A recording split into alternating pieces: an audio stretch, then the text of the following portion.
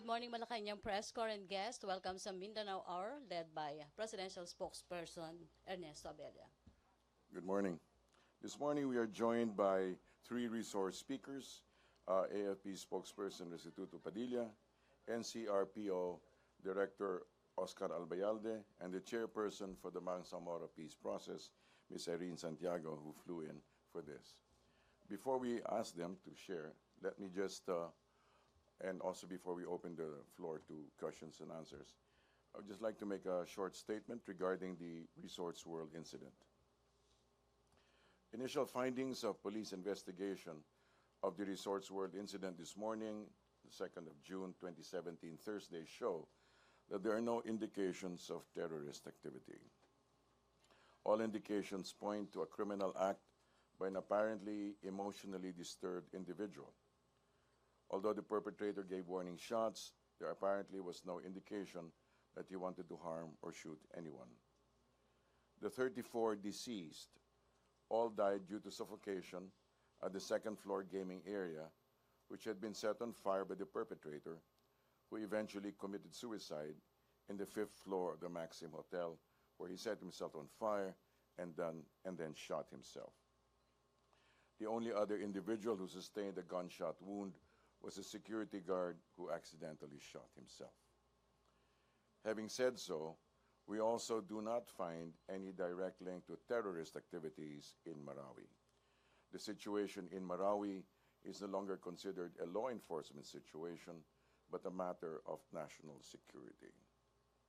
And this includes taking care of the peace process with the MIMN, pursuing the peace talks with CNN, which will be addressed with undistracted force by the AFP-PNP elements should they refuse to pursue the talks. And also, fourthly, pursuing development of Mindanao. I would like now to defer to General Padilla to be able to give us more updates on the matter.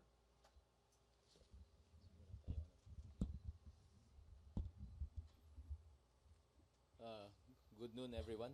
And at this point, I'd like to provide the latest updates from military operations that are conducted in Marawi. As of 6 p.m. yesterday, the number of civilians who have been killed by terrorists still remains at 19. Other reports remain for validation, and until such time that these are validated accordingly, we cannot include them. Civilians rescued in the ongoing operations have also increased to 1,024. The number of enemy killed confirmed by body count is at 30, with 90, and 30 more confirmed by eyewitness accounts, bringing it to a total of 120. There are still unofficial reports that are trickling in that have not been included in this number.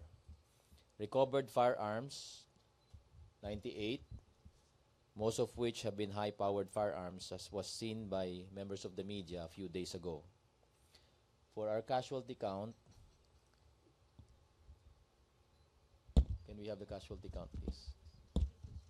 The number of soldiers that have been killed have swelled to 36 because of the friendly fire incident the other day.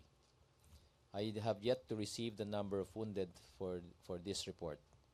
The current focus of operation of our military forces remains to be the clearing of Marawi from armed elements that have still holed up in the area, the continued rescue operations for trapped residents, the continued recovery of civilian victims and potential casualties who have been victimized by atrocities from the armed elements, and the continued assistance that we can provide to the LGUs, the NGOs, CSOs who are conducting white helmet or relief operations.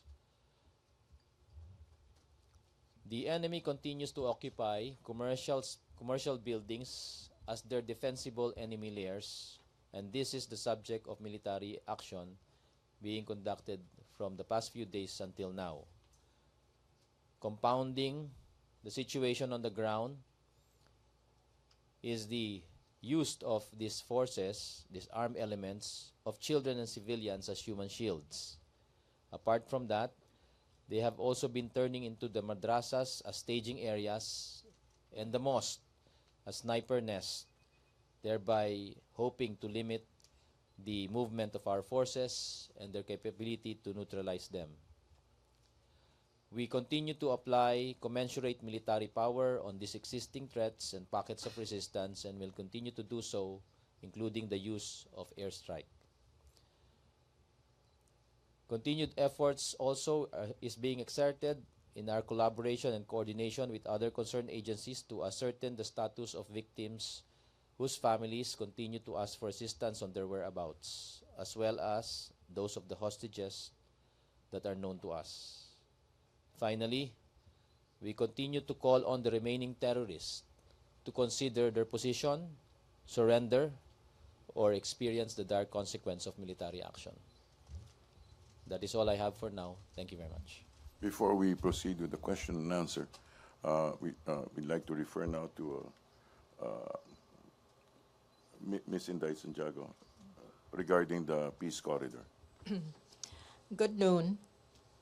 On Monday this week, President Duterte approved the creation of a peace corridor, a safe and secure corridor for women, men, and children fleeing the crisis in Marawi, as well as a reliable space for humanitarian assistance to pass through. The peace corridor is being jointly implemented by the implementing panels of the Government of the Philippines and the Moro Islamic Liberation Front. It is a testament to how far the Bangsamoro peace process has come and the partnership that has been established between the government and the MILF. On behalf of Secretary Jesus Dureza, I am pleased to announce today the Peace Corridor has been set up by a composite team of the AFP, PNP, and MILF, who are, as we speak, traveling from Malabang to Marawi to set up the Joint Coordinating, Monitoring, and Assistance Center, or JCMAC. There will be 2 centers, one in Marawi and one in Malabang, and a mobile center plying the corridor. More than 300 trained members of the Joint Peace and Security Teams are being deployed throughout the length of the corridor and will be augmented as the need arises. The government and the MILF peace panels are supervising the peace corridor. On the part of government, we have designated Assistant Secretary Dixon Hermoso, a retired colonel of the Philippine Army who has been a pioneer in setting up this effective ceasefire mechanism tried and tested for more than 12 years now. The JCMACs will be cooperating with the Autonomous Region in Muslim Mindanao, or ARMM, which is tasked with delivering humanitarian assistance in these areas. The ceasefire agreement remains in effect to this day, and the ceasefire mechanisms are in place and working to prevent any armed conflict between the 2 parties. Under the ceasefire agreement, prohibited hostile acts are terroristic acts such as kidnapping, hijacking, piracy, sabotage, arson, bombings, grenade throwing, robberies, liquidation, assassinations, unjustified arrest, torture, unreasonable search and seizure, summary execution, as well as burning of houses, places of worship, and educational institutions, destruction of properties, and abuse of civilians. Also prohibited are aggressive actions such as attacks, raids, ambuscades, land mining, and offensive military actions. Under prohibited provocative acts, on the other hand, include providing sanctuary or assistance to criminal or lawless elements. The ceasefire agreement states that the MILF does not condone and in fact rejects all kinds of terrorist acts. It is also committed to not providing sanctuary or assistance to terrorists and other lawless elements. The fact that no major violations have been reported in the last 3 years is a testament to the effectiveness of the ceasefire mechanism. It is significant to point out that Malabang is considered the oldest settlement in mainland Mindanao. Malabang comes from the Maranao word mala, meaning big, and bang, meaning call to prayer. It is where the Arab missionary Sharif Kabunsuan arrived in the 14th century to Islamize the people of mainland Mindanao. Malabang is also known in history as a place that resisted conquest from the Spanish to the Americans to the Japanese. At the Monday meeting, President Duterte assured the MILF and the Bangsamoro people that he will honor all signed peace agreements and implement the comprehensive agreement on the Bangsamoro, starting with the passage of the Bangsamoro Basic Law. Today, I am pleased to report that the Bangsamoro Transition Commission is holding plenary sessions in Davao to finalize the draft law, which will be submitted to the President by mid-June. The Peace Corridor is a manifestation of the shared vision of government and the MILF of what our society should look like, one that is open, inclusive, compassionate, just, and cooperative. This is the complete opposite of the kind of society the terrorists want in Marawi, a closed, isolationist, violent, ruthless society ruled by fear, with total disregard for human life and the integrity of our government and our diverse Philippine society. The Peace Corridor is more than a safe passage for people and goods. In working jointly to deal with this humanitarian crisis, the government and the MILF are also building a major corridor to peace. Thank you. Thank you. Before we proceed with the Q&A, we'd like to call on now Police Director Oscar Albayalde. Yes, sir. Let me just give an update on the Resorts World incident this morning, where the victims who suffered suffocation already went up to 36, plus one, the perpetrators, so that makes the body count to 37 already, sir. Before we proceed with the Q&A, let's enjoin everybody and the entire nation to please pause for a few moments and remember in thought, in intention, in prayer, those who have died in Marawi and those also the unfortunate victims in Resorts World.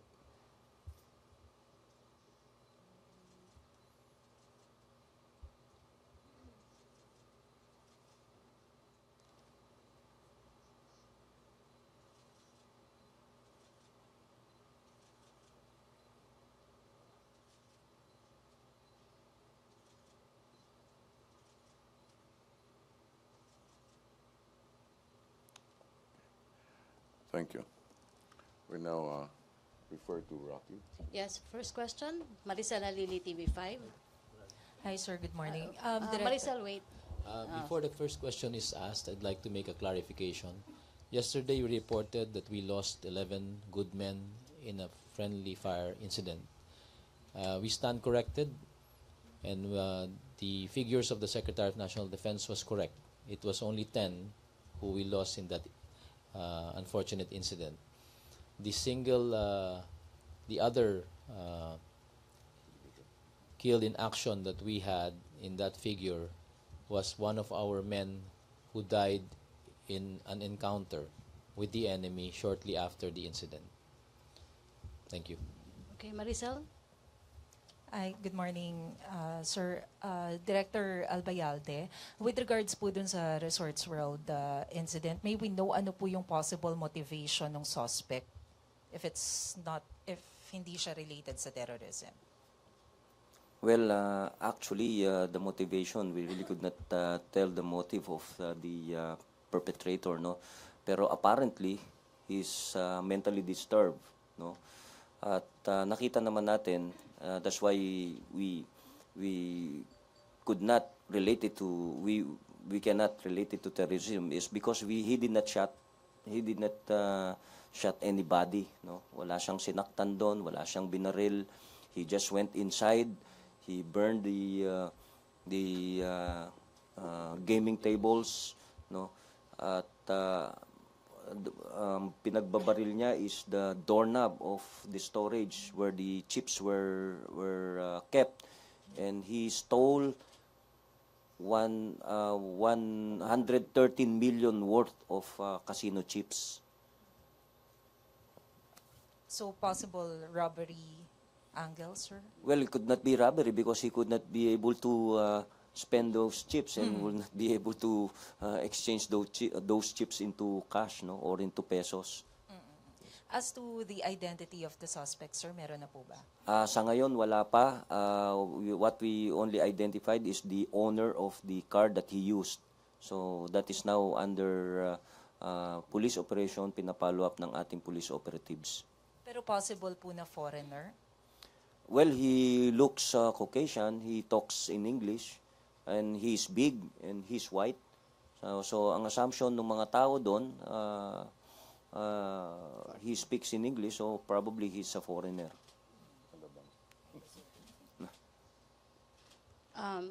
Laila Salaveria.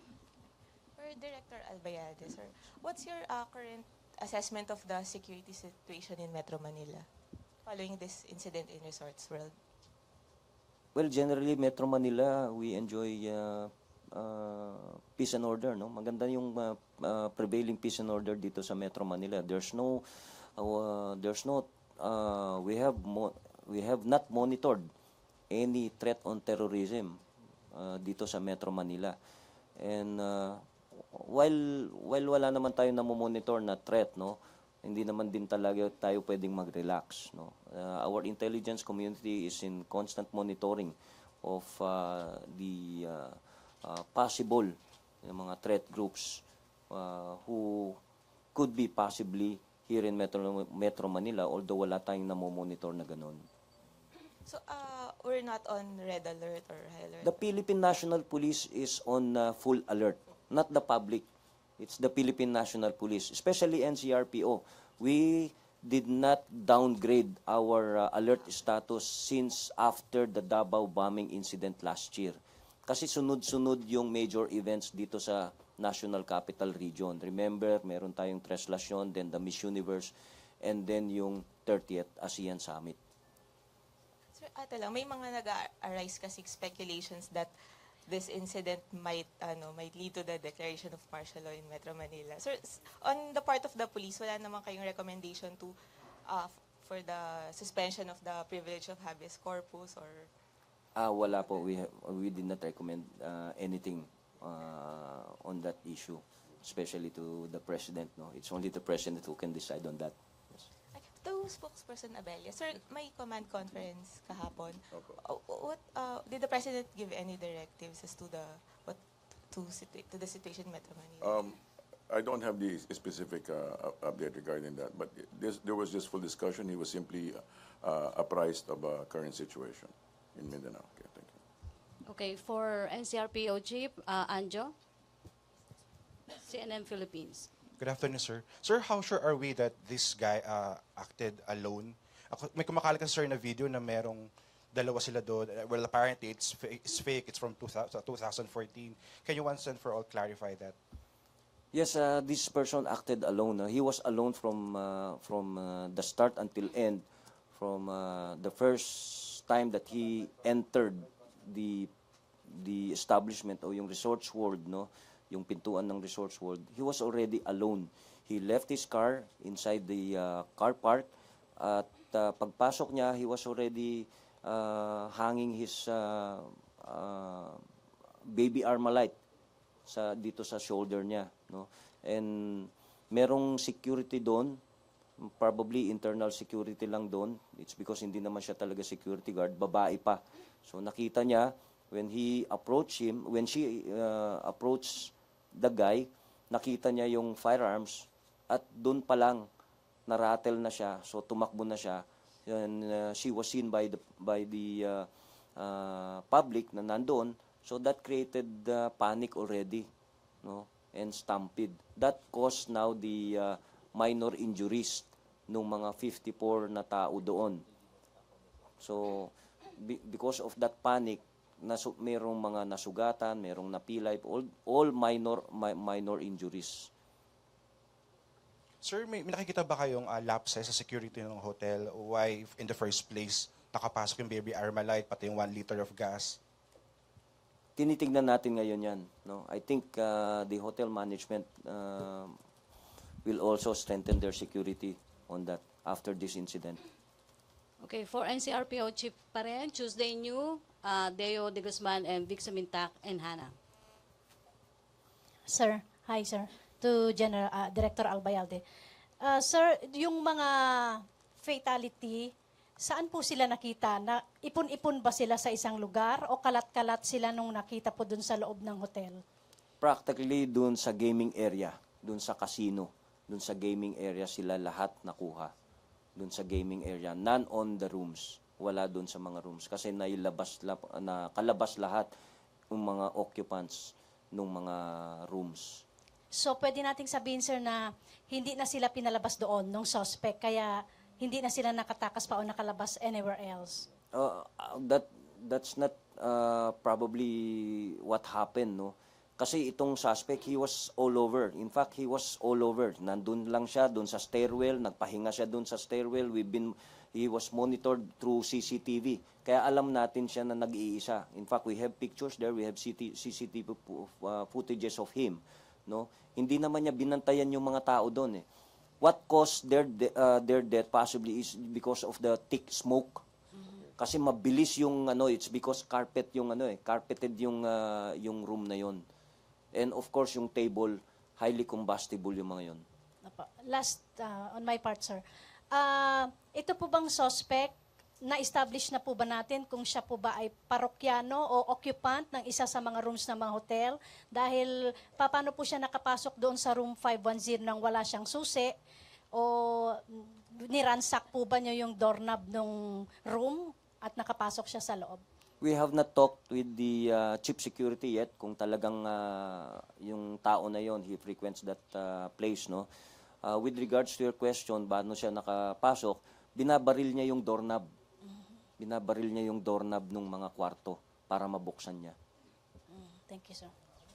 Deo. Good morning, sir. Sir, sinasabi niyo po kanina nag-iisa lang po siya and closely monitoring po through CCTV. So, kung namomonitor po siya, bakit po parang tumagal pa yung insidente? Kung namomonitor naman po itong nag-iisa na perpetrator na ito? Yes, we ran after him. Remember, kaya hindi siya nakalabas doon. It's because we were already there.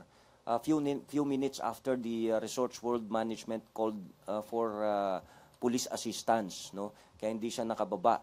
There was even a very short encounter between him and the responders na PNP. So he went up at the 3rd floor and then he went up to the 5th floor. Nagsunog siya ulit ng carpet so that it will be covered by thick smoke again, tsaka para mawala kang makita dun sa CCTV. Dun na nawala yung kung nasaan siya. Yes, sir, with the security. So we went, we cleared the hotel room by room.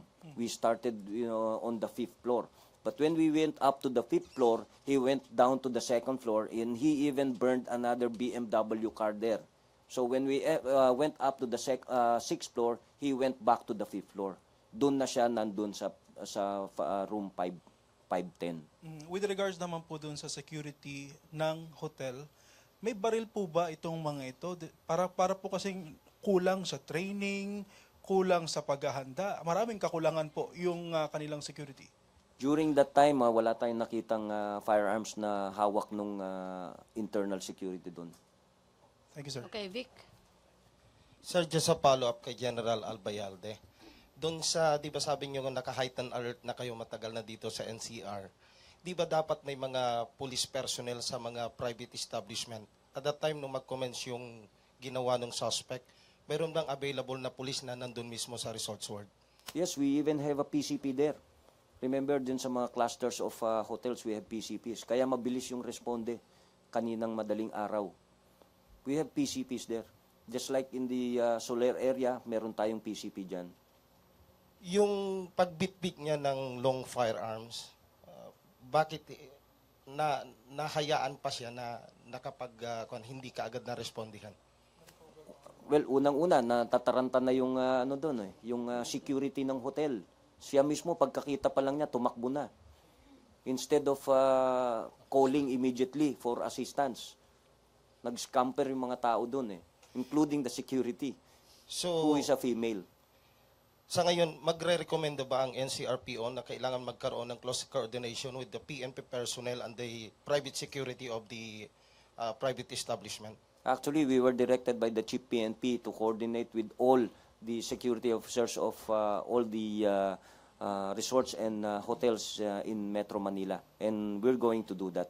Thank you, sir. Okay, thank you, Hannah. Then, Rida and Chona and Pia. Guys, we still have General Padilla and Chairman Santiago. Sir, good morning, sir. Sir, na-mention kasi dun sa mga tweets na na-monitor, especially kami sa media, na-monitor namin. Nung early nangyari yung incident, nung simula pa lang, hindi lamang yung media ang na-alarm, kundi yung international community din, pati na rin yung gising pa at that time, may nag-tweet na kino-confirm na ISIS. So, you have clarified kanina po na hindi nga ito terror attack at walang relasyon ng ISIS. Do you have any message po dun sa mga nag-tweet na nakaka-alarma at nag-remind pa yung Twitter na huwag maniwala sa mga tweet na hindi nagmumula sa mga media entities? Well, when I was called upon na merong ngang incidenting ganyan, unang-unang sinabi din nila yan that there's ISIS. Ang lumalabas when the people scampered, no, nung nagpanic sila, they were somewhat shouting, oh, ISIS, ISIS, ISIS. Parang ganun ang nangyari. Yung mga tao, while it's because yung mga tao na nagtatakbo, they always assume na pag may mga ganyan, it's always ISIS, no? So yun ang yung pinapakiusapan natin mga kababayan, no. Huwag silang maalarma, huwag silang palaging i-relate yung anything that is violent to any terror attack or to any terror group for that matter. Okay, thank you, Hannah. Pia? Sir, could you tell us exactly how the gunman died? Kasi may mga conflicting statements coming from earlier interviews kanina na saying na police na nakapatay, and he shot himself, tapos before burning himself alive. Paano po ba talaga siya? Most probably, although wala pa tayong SOCO report, no, meron siyang gunshot wound sa head. So and he was really burned. So nakikita natin dito, binuhusan niya yung sarili niya ng gas. He covered himself with a blanket. Tsaka may mga foams doon. And he ignited himself. And then, he shot himself. Binaril niya bago masunog totally yung katawan niya. Tama ba, sir? The police discovered Him patay na siya? already dead, yes. Okay, Rida? GMA 7? Sir, konting ano lang po dun sa timeline. Anong oras po ninyo natanggap yung tawag? Tapos sir, kasi nag-deploy kayo ng battalion doon mismo. Meron bang information na isa lang tao o marami sila? Around 12, past 12, short, mga 12:10 siguro, 12:05 ganun, no? Past midnight yon. So we were there around mga 12:15. And I was really very near dahil sa bikutan lang ako. So it took me only around 5-10 minutes to be there. And kasi ang initial report kasi it's yun nga, no, it's a terror attack. So I called reinforcement at from the Special Action Force, and halos kasabay ko din silang dumating doon. Mabilis yung reaction din nila, and we want to thank them also. And of course yung ating RPSB together with the SWAT from Pasay. So ganun, hindi naman kami that kadami, pero enough yung aming personnel na nandun kaninang madaling araw. Sir, going back to the security measures, ano do we expect mga tiga Manila, tighten security talaga, like additional checkpoints or augmentation po of additional personnel? Yes, we've already tightened our security measures dito sa Metro Manila since after the Marawi incident, since the start of the Marawi incident, no. All over Metro Manila, we have activated our checkpoint operations. We intensified our Oplan Sita, and all other target hardening measures. And of course, yung ating presence sa mga places of convergence and yung pagbabantay ng mga vital installations. And we have augmentation coming from the Joint Task Force NCR of the Armed Forces of the Philippines. Okay, Chana? Thank you, sir. Okay, let me ask this question from FB Presidential Com for General Padilla. From Aldrich Ignacio, why is the military not, basahin ko na lang sir, why is the military not doing forced evacuation just like when there are typhoons? It will be easier for our troops to identify who the sympathizers and are which obviously allegedly are all over Marawi. Well, first of all, forced evacuation is done if you know an approaching typhoon. We can predict it and we can plan and prepare for it. In the case of Marawi, this erupted right there and then after we tried to make in effect an arrest together with our police counterparts. So it was an emergency that evolved through the days since more than a week ago, and it is not such like a preparation that can be done during a typhoon. But we are doing that right now. That's why we made a call on all the trapped residents and gave them a procedure on how to come out so that we can assist them faster and safer. Okay. Maricel Halili? General Padilla. Sir, Yes, I Maricel. understand ngayon po yung deadline for the operation. Supposedly, kakayanin po ba ng military? Kamusta na po ba yung operation natin in Marawi? As I mentioned in previous updates, if I can clearly recall, deadlines are relative to the amount of resistance that still exists and the threat in the area. It was a deadline that was set forth and provided by the Secretary of National Defense, so we can aim for it. But the final decision actually rests on the ground commander. And based on the report that we're getting, I don't think we can meet the deadline today to completely, I'd like to qualify that, to completely free Marawi of every single armed element in every street. So that's what we're trying to do. That is the first military objective that we want to achieve, to free Marawi of any armed element that still exists to date. So until such time that every member of this armed group, this rebellious group that still wants to make a stand inside Marawi exists, we cannot totally say we have cleared Marawi. But we are working and we are doing our best to do and accomplish this mission immediately. How about, sir, yung update po kay Isnilon Hapilon? Alam po ba natin yung kanyang whereabouts? Kasi meron pong lumalabas na info na baka raw nakatakas na dun sa area. Yes, that information came out, but there are much more information that says and indicates he's still there. So, tukoy naman, Yeah, sir. nandun pa po siguro at pasensya na kayo, hindi ko po pwedeng i-discuss. Okay, Rosalie Cos, UNTV TV, to be followed by Tina Mendez, Philippine Star. Hi, Sir Padilla. Yes, Good Rose. afternoon po. Sir, may natatanggap po ba tayong intelligence reports na mga diversionary tactics ng mga kalaban ng pamahalaan since yesterday, President Duterte mentioned that ISIS, yung pong pag-attack sa Marawi, matagal ng plano. So, is there a possibility na maging ang mga supporters, ay meron na po ba dito sa Metro Manila, supporters ng ISIS, sir? Where there have been attempts already. Alam naman po natin yung pag-atake sa kampo ng pulis natin sa may Mindanao, sa mga nagiging pag-atake sa mga detachment natin sa iba't ibang lugar. Pati na yung mga ibang armadong grupo, nakikihalo na rin. This and all comprise the diversionary activities that are being conducted by sympathetic groups. We're ready for it. We're aware of it and we're ready for it, and we have been able to thwart any of these attempts. In fact, many operations are being conducted right now in other areas that we still have focused military operation. One such place is Sulu. So tuloy-tuloy pa rin dito at madami tayong nagiging successes. The other day lang, we were able to neutralize 2 more ASG members, if I get the numbers right, and effect the arrest of 1 more. So this comprises all our activities to preempt any kind of diversionary activities of armed elements. Okay, Pwede po ba natin sabihin particularly na walang ISIS supporters sa Metro Manila? As the police NCRPO chief said, we have not monitored any, and we are sharing information continuously on this.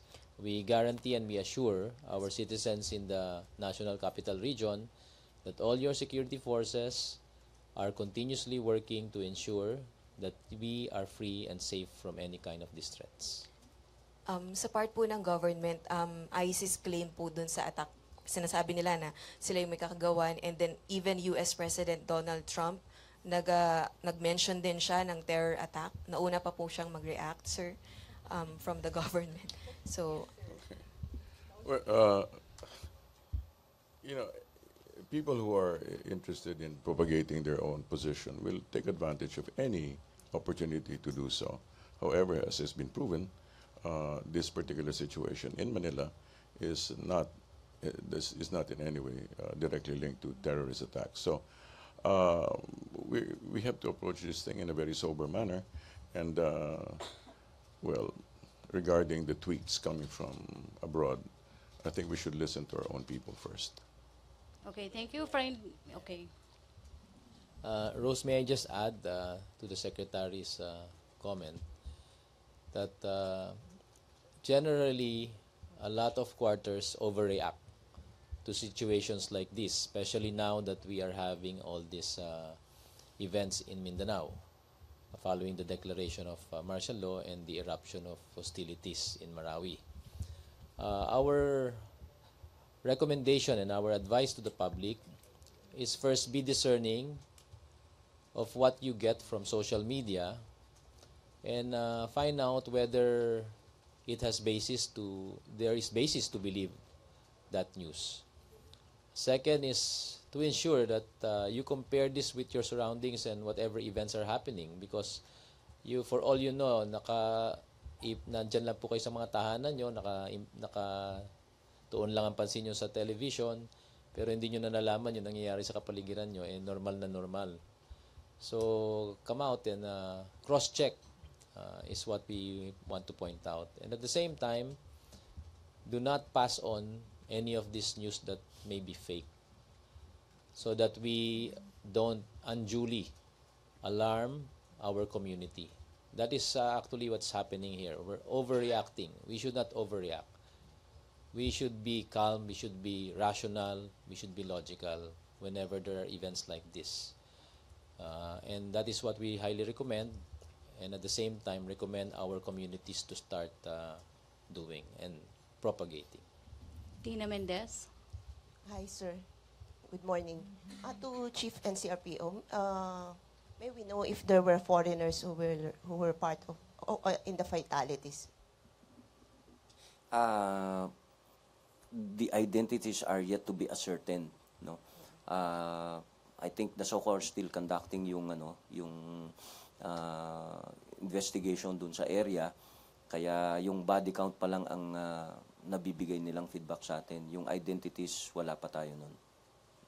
As such, sir, how sure are we that the suspect that you were saying was really the gunman who entered the resort?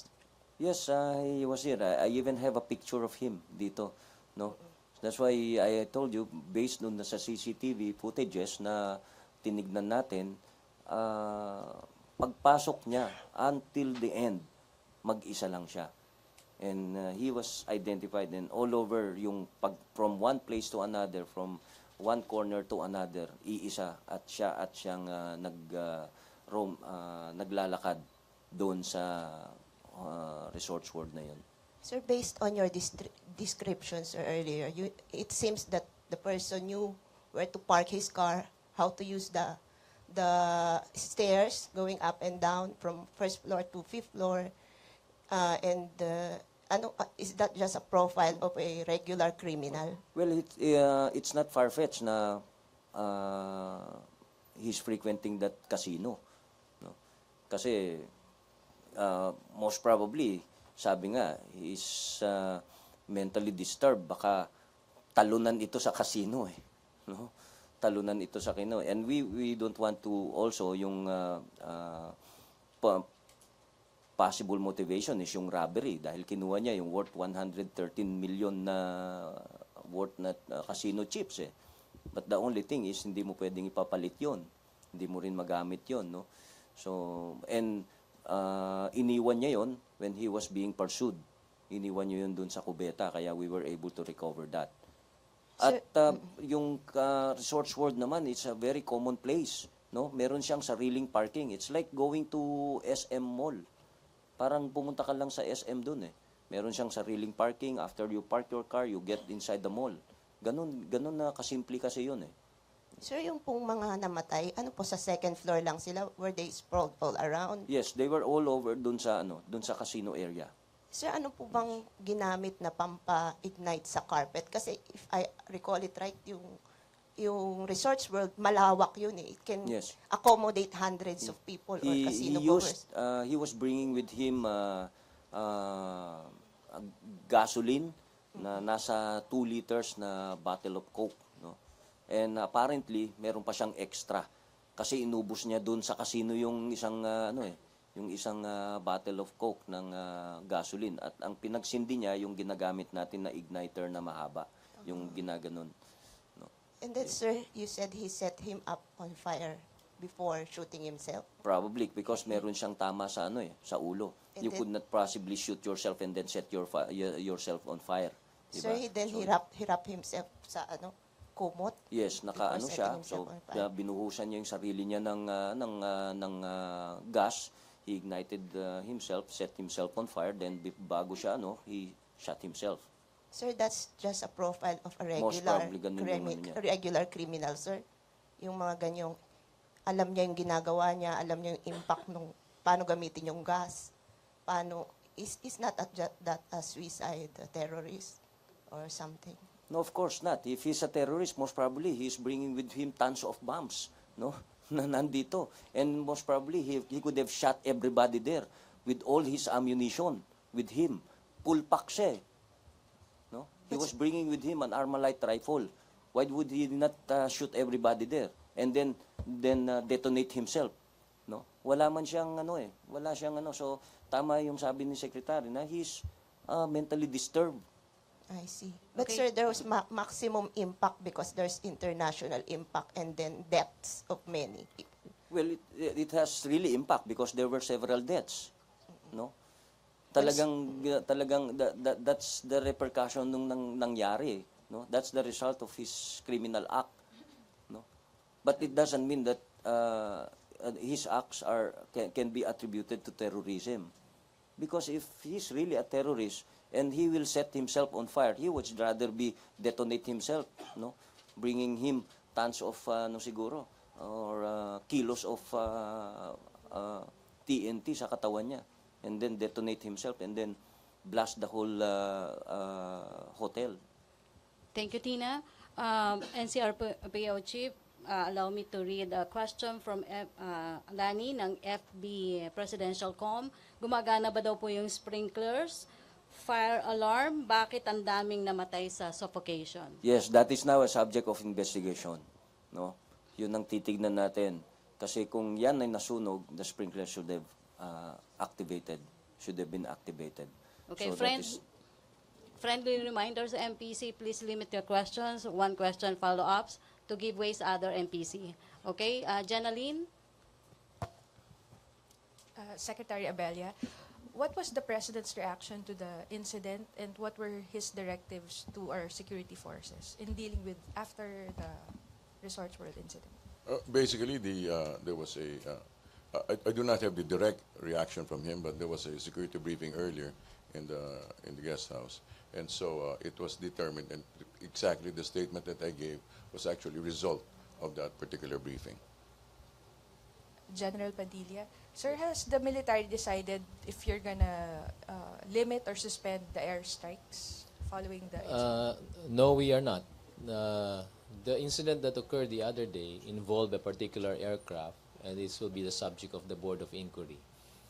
The aircraft and the crew involved have all been pulled out and are administratively back in their headquarters for debriefing as well as counseling. The worst scenario that can be likened to the worst nightmare for every pilot who tries to assist his fellow uniformed services on the ground is to have a case or an incident like this. So we need to assist and help our personnel overcome this. At the same time, our Army is also helping the bereaved families go through this very trying time. And sa punto pong ito, nais ko lang din pong ipaabot, kami po ay nagpapaabot ng pasasalamat sa lahat ng mga pamilya na namatayan ng kanilang mga mahal sa buhay dahil sa insidenteng ito. At ang narinig po namin, karamihan po sa kanila ay tanggap itong mga nangyaring ito dahil alam naman po nila ang bigat at risk na dala ng isang sundalo pag pumupunta sa isang gera. Yung komento po ng isang ginang kagabi sa isang interview ng inyong kaibigan na kapwa media, nagdala po ng konting consolation sa lahat ng ating mga kasundaluhan, pati na ho sa mga tao na involved.